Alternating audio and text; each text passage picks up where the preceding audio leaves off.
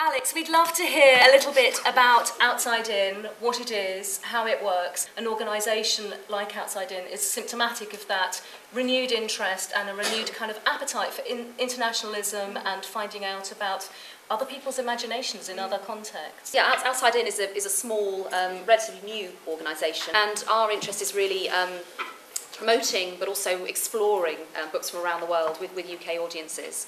And particularly children's books and children's books in translation.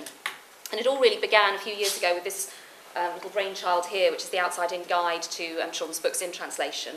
It was published by Millet. I think now you can still get hold of copies of it, certainly look on Amazon and so on, and if you have any trouble, get in touch with us at Outside In, and I'm sure we can get you a copy. But it's a wonderful guide, a great sort of picture of what's around at the moment in the UK, or what was around a few years ago, and hopefully still is, in terms of translated children's books. And that actually had generated a lot of interest, so I'd say that there certainly is an interest in this country, pleasingly. Outside In, as I say, is basically about trying to bring these books from all over the world to UK audiences and encourage children in particular to explore them and give their views on them and hopefully get a lot out of them. One of the main ways we've done that is through this big project that we ran last year with Arts Council funding and support from various other funding bodies.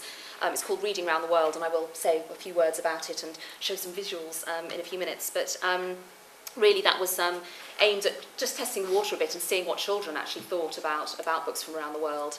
And we hope, to a certain extent, sort of busting the myth that there's no interest, you know, in this country in books from around the world, and that children won't really like them because they're different. And I think certainly what we found going around schools and libraries and events and venues all over the country with children of all ages was there was this massive interest. I'd almost go as far as to say hunger for books that were different. They actually actively picked out the books that didn't look like the ones that they were used to. Axel, I know that you had direct experience, as I did in fact, of going out and doing workshops for Outside In with children around the country.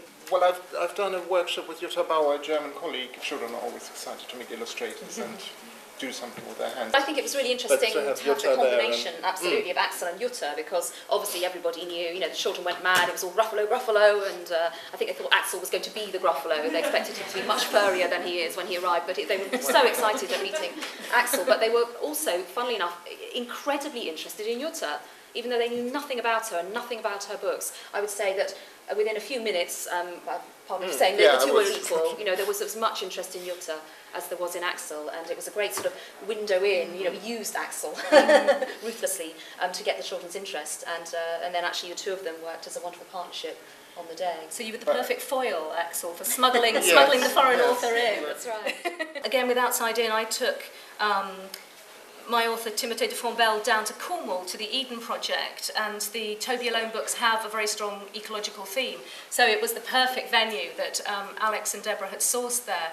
And it was a very special project. It was working with children who are looked after. So it was for a charity called FAB, Foster a Book. And these children are all given a copy of the book that they are looking at in any specific project. And in this case, it was a very beautiful hardback book from Walker Books. And they had all read it, and they had so much to contribute. And some of them had really engaged with the fact that it was translated. And that must have been an awfully hard job. It's 400 pages, and it's all creatures this big, and how did you swap one for the other? And some people really wanting the detail, and others who had completely adopted it, and it was English as far as they were concerned, and I loved both those reactions.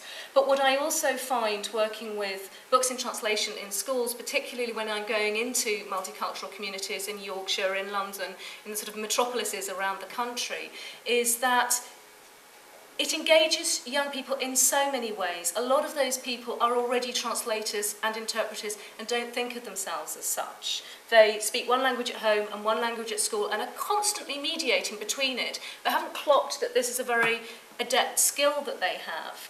But I also think, from children's points of view, you know, it's having that choice. I think in a way, I mean, I'm quoting Philip Pullman in our guide, but I think we're sort of depriving children in this country because, you know, why assume that all the books that we have in this country, okay, they're all wonderful, but that's enough? You know, why not expose them to far more, you know, exotic, I think, choices of books? And I think it gives them a chance to see different countries, different cultures, and see the differences, but also I think the commonality and the similarities as well. I think that's something that we found time and time again with the books. You look at a really unusual, really you know, face value, very, very different type of book, setting somewhere, you know, that children have never been to, and then you find these amazing similarities and things that they could really relate to.